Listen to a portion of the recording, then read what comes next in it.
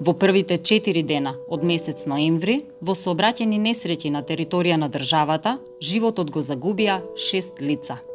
Од почетокот на оваа година, заклучно со октомври, регистрирани се 115 жртви. Во текот на минатата година, регистрирани се 142 жртви во сообраќајни несреќи. Тоа не се само бројки, тоа се нечи син, нечија мајка, сопруг, дете. Нечи деца остануваат без родители и обратно, родители остануваат без своите деца.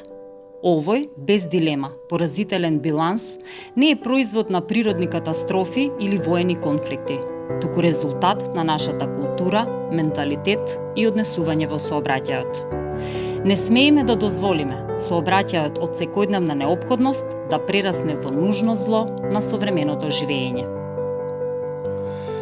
Статистиката покажува дека најчестите причинители кои доведуваат до сообраќајни несреќи со фатални последици се пред се непочитувањето на сообраќајните правила, односно користењето на мобилен телефон при возење, возење со брзина поголема од дозволената, како и возење под дејство на алкохол и така натаму.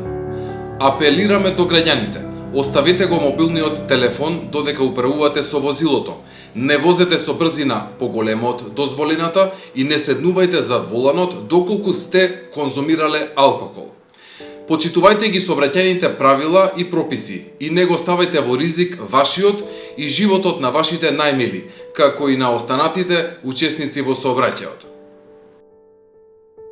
Апелираме до родителите.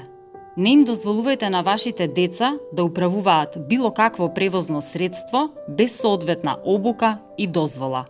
Сообраќајната култура мора да им се вгради и вгнезди на децата уште од најмала возраст, а тука големо влијание имаат родителите и целокупниот воспитно-образовен процес.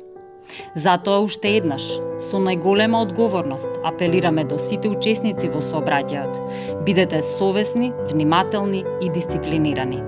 Една непромислена одлука, возење со мобилен телефон во рака или со брзина поголема од дозволената, или под дејство на алкохол, може да го одземе вашиот или нечи друг живот.